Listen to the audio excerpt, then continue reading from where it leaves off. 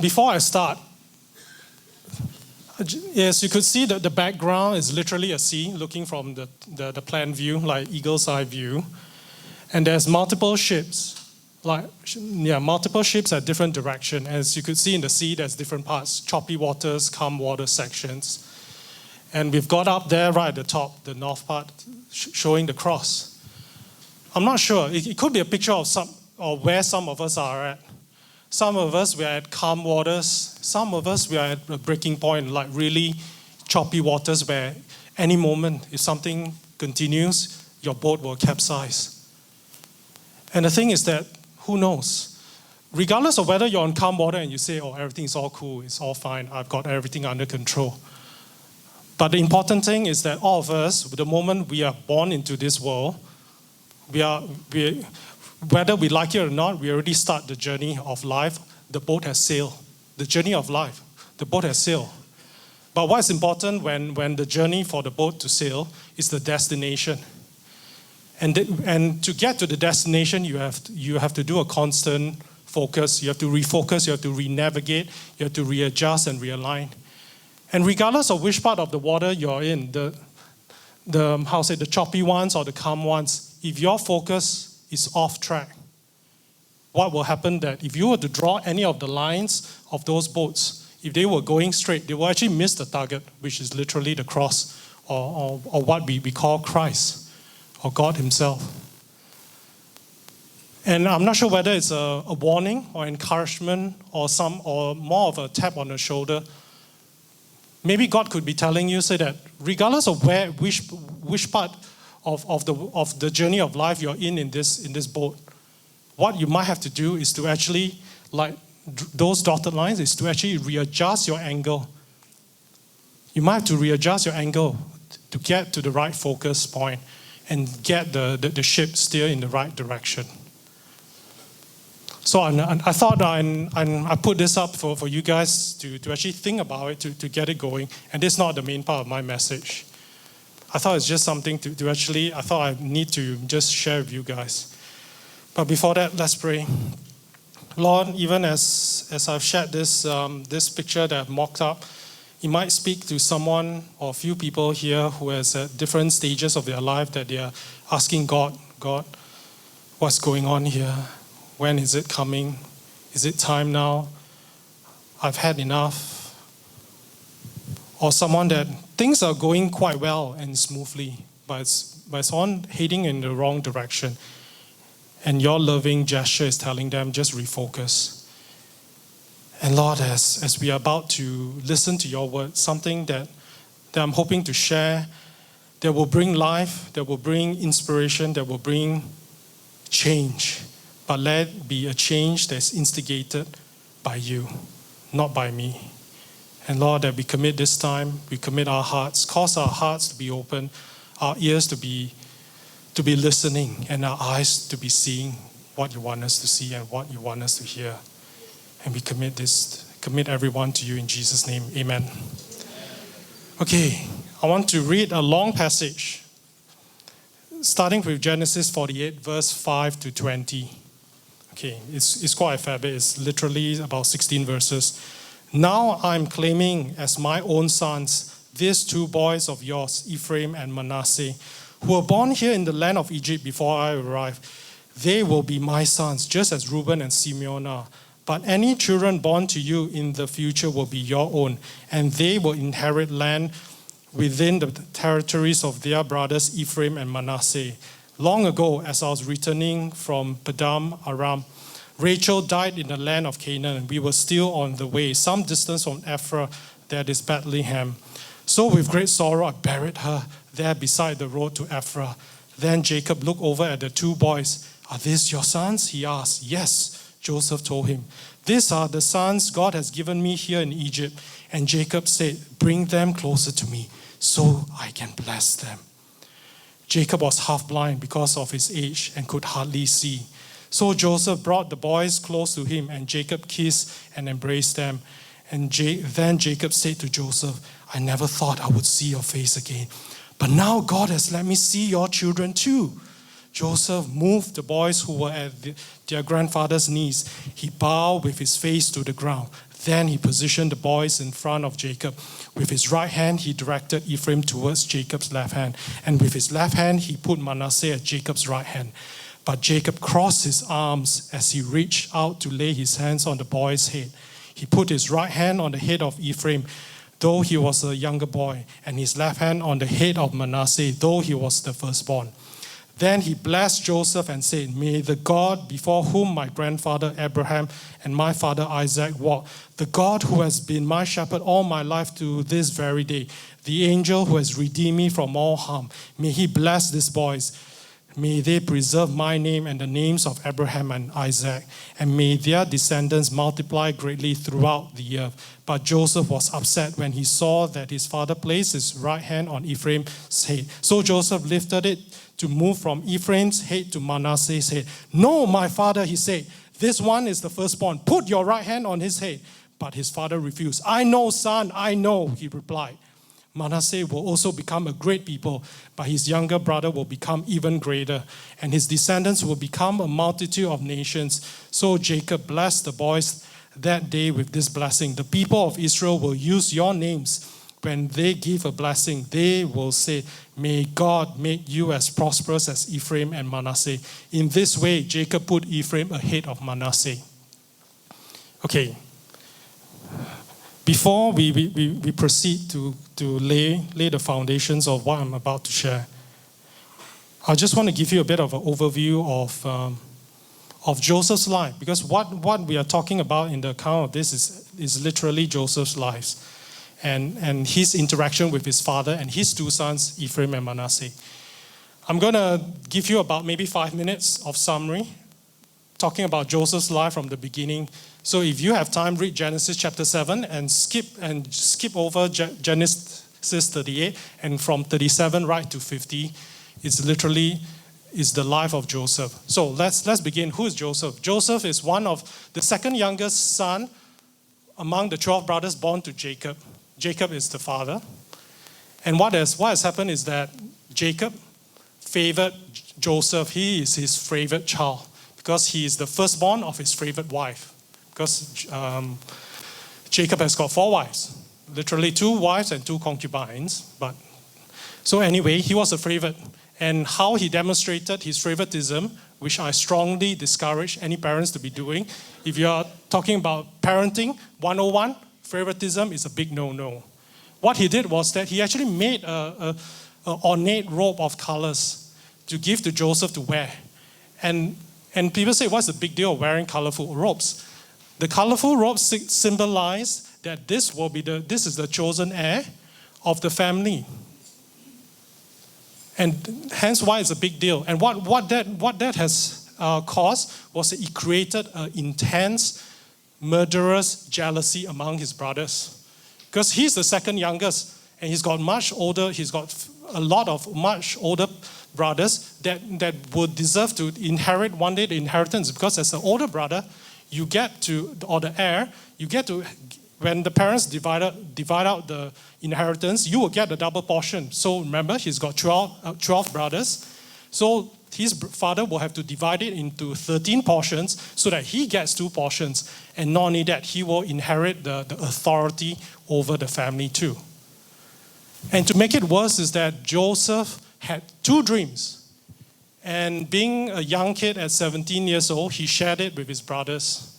He said that in those dreams, you guys will bow to me one day.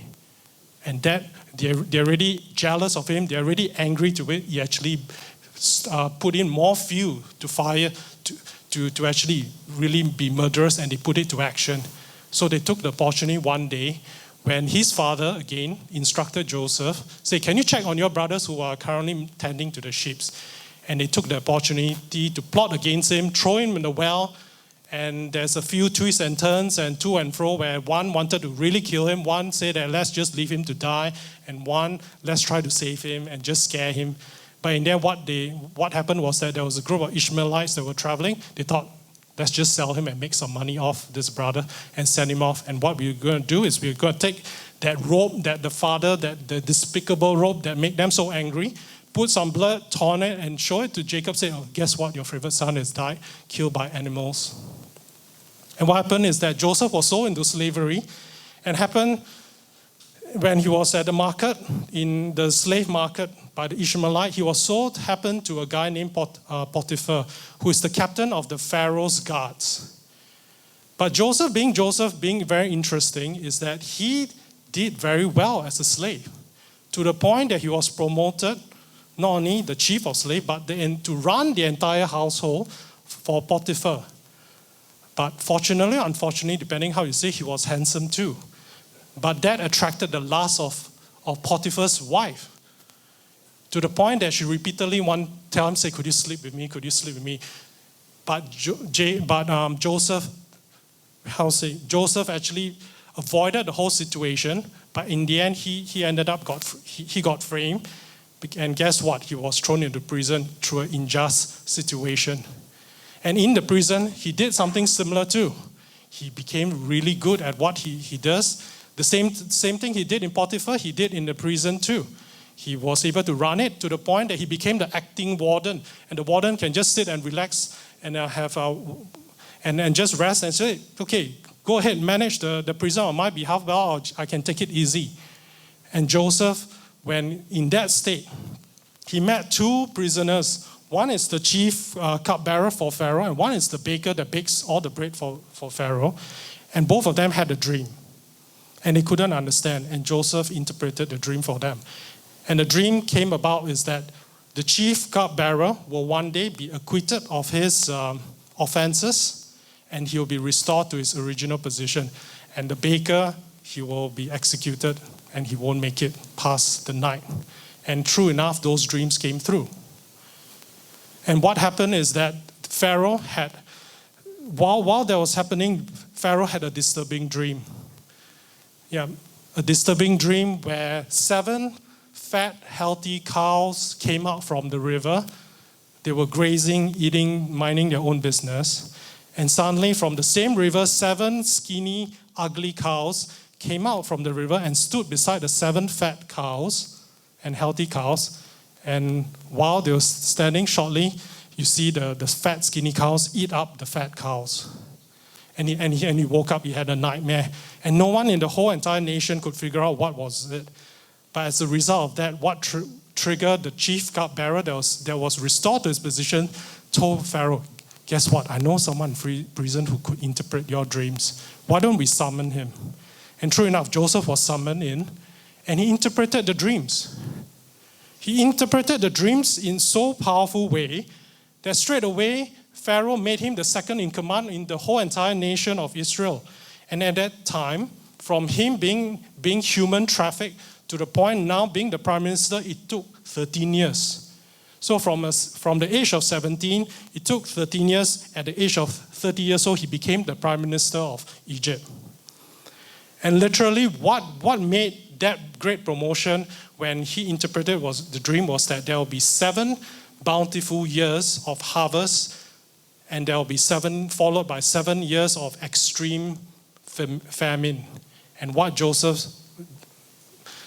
proposed was that we will maximize the 7 years of bountiful years to create a stockpile of harvest that will keep us, that will sustain us, and even sustain the nations around us for the 7 years of famine. And that's essentially what happened. And then in about, 3 years later, when they were in the middle of the famine, Joseph's brother, all of them, because there's a famine throughout the land, they needed food. So they went to Joseph. No, they went to Egypt to buy stuff, but Joseph recognized them. Because the people that betrayed you, you will always remember their faces. But the people you betrayed, you don't remember their faces. That's human psychology to a certain degree. But Joseph remembered his brothers' faces, and he uses his authority to play a game with them.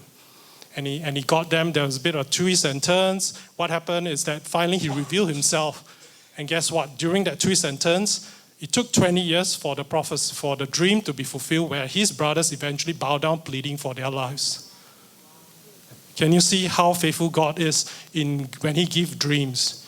But what happens was that through that twists and turns, he was able to save and relocate his whole entire family into the into Egypt, where they can have access to food and survive. And this leads us to the passage that we just read in Genesis 48. But I want to set this final passage, which will set the tone and lay the platform of what I'm going to share. Genesis chapter 41, verse 50 to 52. During this time, before the first of the famine years, 2 sons were born to Joseph and his wife Asenath, the daughter of Potiphar, the priest of On. Joseph named his older son Manasseh, for he said, God has made me forget all my troubles and everyone in my father's family. Joseph named his second son Ephraim, for he said, God has made me fruitful in this land of my grief. As you probably heard just now, with what I just shared, a brief story about Joseph and the passage I've read, is that all of us goes through things in life, challenges. Joseph went through a lot. 13 years, they were quite horrible years, I would say. But as we go through life, sometimes what happens is that we hear the terms, we develop or we create narratives or lessons in our lives. And some of those lessons can be good and some of them can be bad. And for example, I just want to see, it's a game that we can play along. If I've said the first part of it, could you see whether you can complete the second part of it? No gain, no pain. Okay? The early bird? Yes. And finally, penny wise? Pound foolish. See, all of us learn this, we develop these narratives in our lives that we follow. And Joseph develops that too. But what I want to share is that sometimes we develop incorrect ones in our life. Because the ones that I just shared, there's aspects of truth to it. But the bit that is, we need to realize that despite the incorrect narratives that we develop, if our hearts is centered and focused on God, God through His grace and mercy is able to work through and guide us through our immaturity and weaknesses to get to where He wants us to get. Compared to a person who is not learned, who is developing this wrong attitude and wrong idea or principle, but his heart is all over the place apart from God, he's just going to get off track. Eventually he might shipwreck, or most likely will shipwreck. But also we also have to realize that there's also the grace of God that will help us through. Because some of us will find that we need to do all this self-help thing. Yes, there's aspects of it that we need to make the decision to put into action. But we need to realize that we need the grace of God and realize that it's the grace of God that gets us through whatever that we are going through. And in Genesis 48 passage that I just read not too long, God was using Jacob, who was close to dying, during this special moment where He's going to adopt his 2 sons, Manasseh and Ephraim, into His family. They eventually formed the 2 more tribes of Israel. But what we want to see is that where is the error of Joseph's narrative of God's principle at work in this life? Okay, in the Old Testament times, people give names, and names can sometimes signify or meant to commemorate a particular event in the person's life. In Joseph's case, that's the case. First, his firstborn son, Manasseh. What does Manasseh mean? He said, forget. Literally, it means forget. But what does the symbolism mean? It means to forget all the troubles and all the pain, the 13 years I've endured. That's what he did. When he had Manasseh, he named Manasseh because that was what he was experiencing, being the prime minister of Egypt. Then when his second son, he named him Ephraim. He said, and what does Ephraim mean? It means double fruit or fruitful. And he named the second son Ephraim. So in summary, Manasseh, what it implies is breakthrough. Then you ask the question, what does forgetting about something got to do with breakthrough? When you think about it, what makes you forget all the pains that you go through? It is when you have a breakthrough. And one illustration you can think about it is like childbirth for mothers who have to give birth. 24 24, 12 hours, 36, or even 48 hours labor that we've heard of, it's definitely no fun, isn't it, women? You'll be screaming, crying, pleading, blaming, even cursing. For a Christian woman, probably not cursing. And even to the point where the doctor say, oh, it's going to be 2 more, 3 more hours, the intensity of the cursing will happen, everything all will multiply. But suddenly when the child came, the breakthrough comes, you see the child, everything just disappear. Say, wow, what a beautiful thing. And suddenly the husband say, bipolar. It's like, she was dead and now she's dead. What is going on here? The difference is there was a breakthrough. Why the woman is able to forget and to a certain degree forgive the husband is because there was a breakthrough that comes in the form of the child. And that's what Manasseh means, breakthrough. Ephraim, there's nothing much to say, it's fruitful. It means being productive, being useful, being able to multiply. I'm going to pause here. I need 2 volunteers, but to be fair, I need one male volunteer and 1 female volunteer. But the condition for you to volunteer is that you must have to make sure that you have had breakfast. Because what we're going to do might cause a bit of tummy upset. Okay? But there's some gifts. Okay? Any male volunteers? I need 1 male and 1 female. It's nothing to be scared of. Cool. Thanks, Ben. Okay, I need a female. Any brave woman?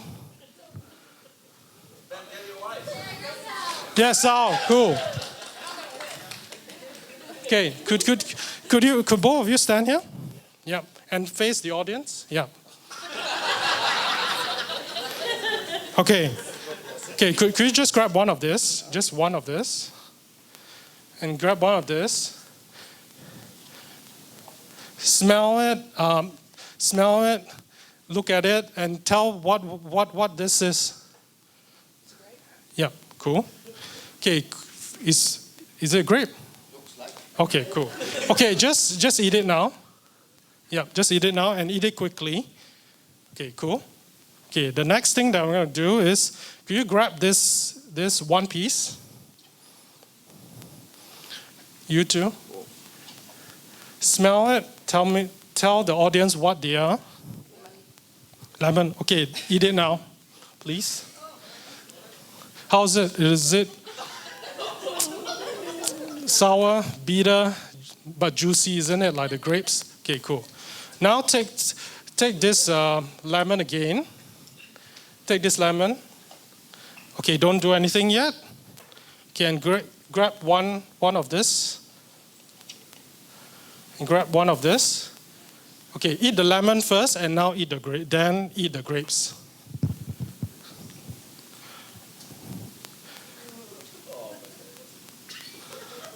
Okay, cool. What just has happened is that there were 2 sequences of eating something. Which sequence do you prefer? Last one. Yeah. Last one. The last one. Why?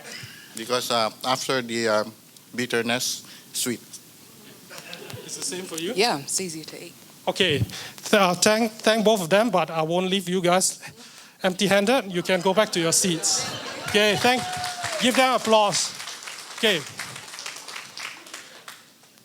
The grapes and the lemon, there's nothing different in what they've just done. The only difference is the sequence. What I'm going to tell you, something that is wrong with Joseph's understanding, is that, okay, before that, let's recap Genesis 48. What just happened? What is the trigger point that now I'm going to hit the point? Is that, okay, now is a big moment for Joseph's 2 sons, Ephraim and Manasseh. Because now Jacob specifically asked his 2 grandchildren to come, and he's going to adopt them as his own son. So literally from grandchildren, they'll be promoted to sons. And what happened is that Joseph being Joseph, okay, I've named this significant son, the elder son, Manasseh, because your firstborn tends to be your significant moment for your life. So he actually, when it comes to a point of blessing the child, the two sons, he actually put Manasseh on Jacob's right hand, and he put Ephraim on Jacob's left hand. The reason why he put Manasseh on Jacob's right hand, because right-handedness has been historically and still is considered a significant hand. If you want a greater blessing, it always comes from the right hand. If you want a lesser blessing, it comes from the left hand. And when Joseph set his two sons to receive blessing in that way, something weird happened where Jacob crossed his hands. He put his right hand, instead of his right hand on Manasseh, he put it on Ephraim.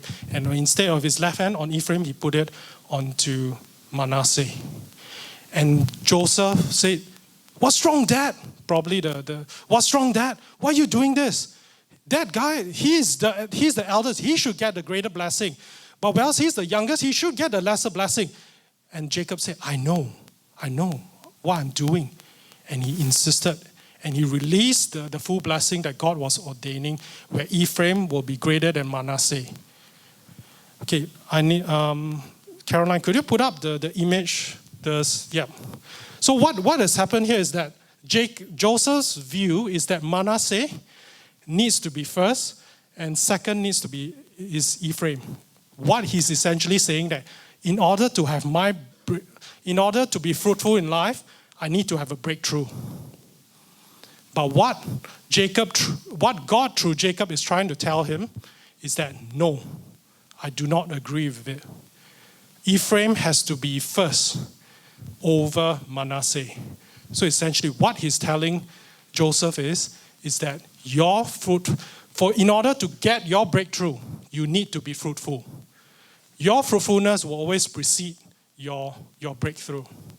Because today's sharing is talking about breakthrough. Because how many of us wants a breakthrough in life? If you don't want a breakthrough in life, there's something quite wrong. Because all of us do want a breakthrough. Breakthrough, whether it's in career, in our job, or in our life, in someone that is lost, that we want a breakthrough in their life. And the thing is that we many times, some of us, does any of us have this belief that God, I will only be fruitful and my life will be great if you give me my breakthrough? Does anyone believe in that? Because I will be one of those few to actually acknowledge that. Because we will pray, God, give me the breakthrough first before I will give. Give me the breakthrough first before I'll serve you. Give me the breakthrough before I will actually live my life that honors you. But actually God is actually saying, no, I'm crossing my arms. Say, no, you have to prioritize. It's Ephraim first before you get your Manasseh. You need to be fruitful before you get your breakthrough. But what does that look like?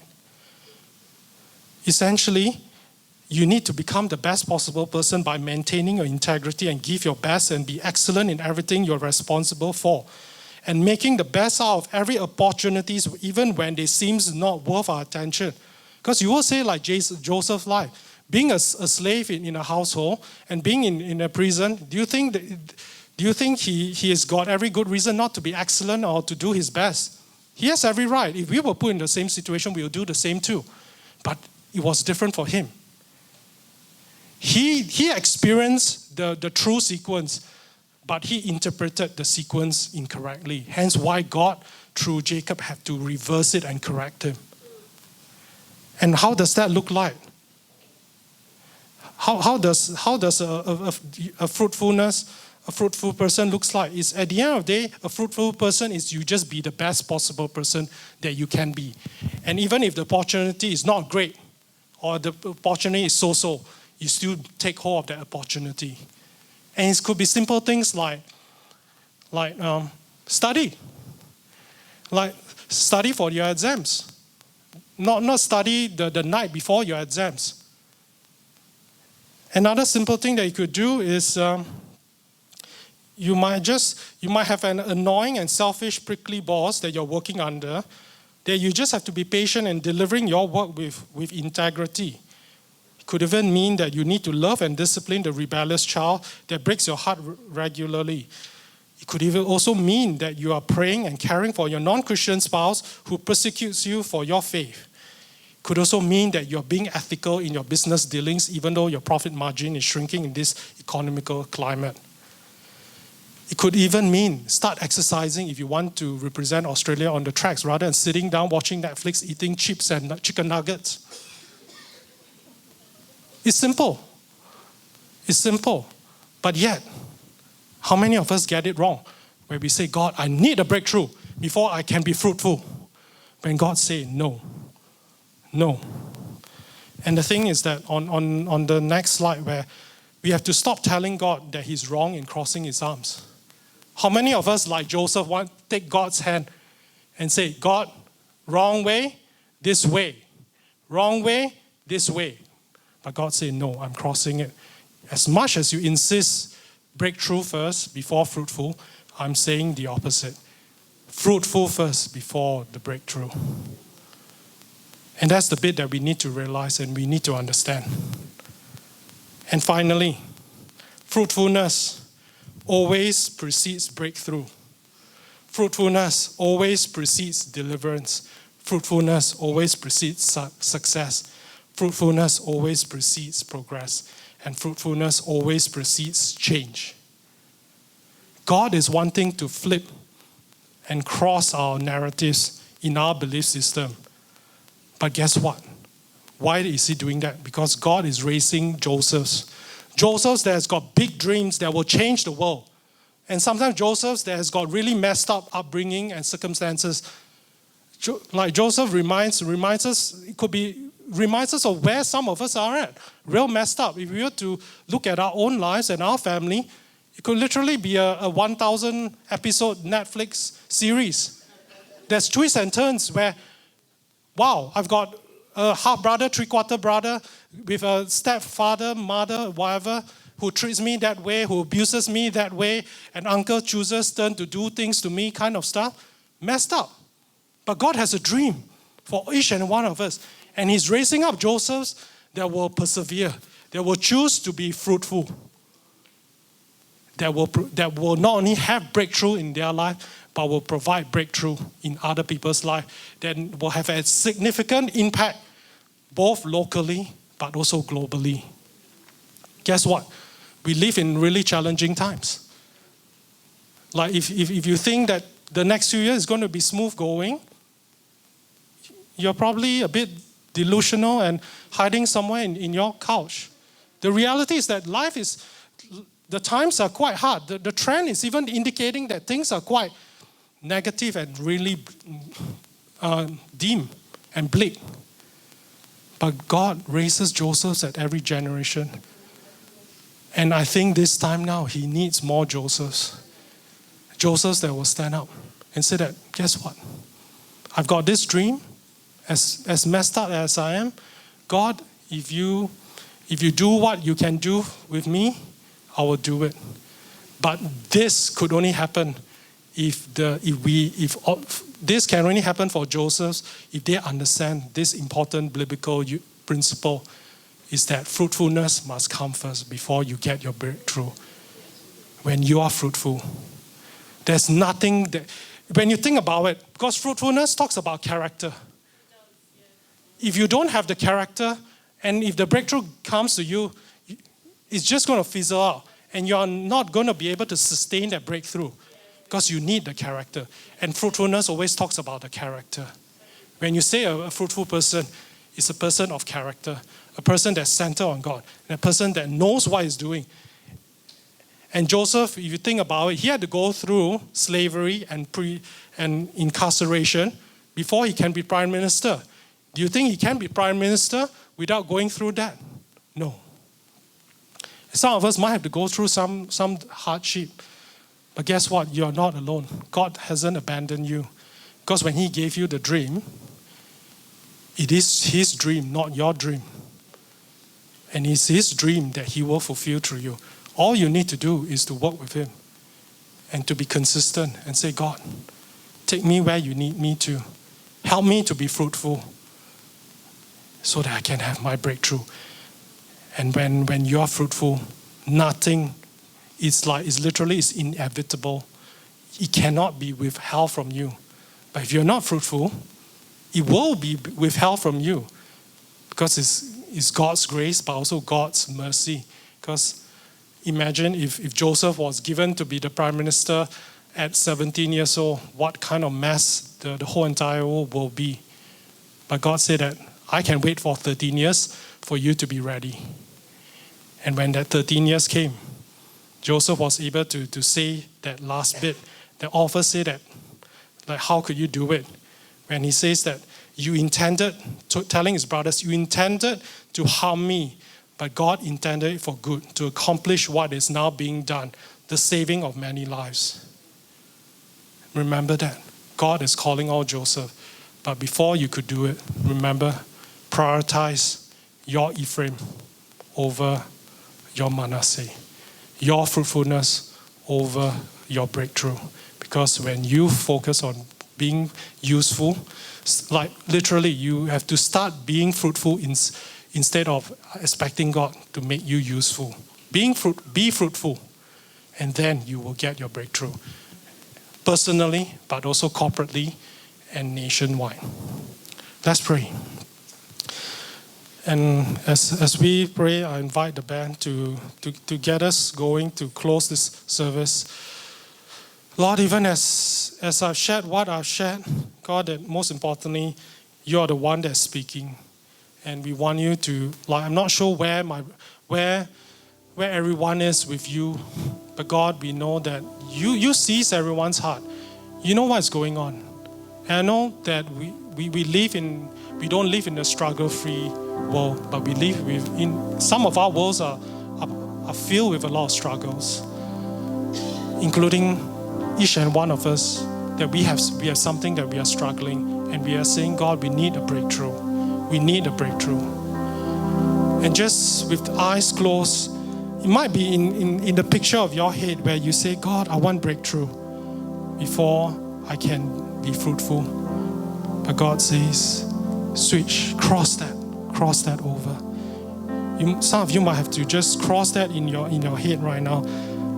Just elevate Ephraim over Manasseh and say, God, I guess I need to be fruitful.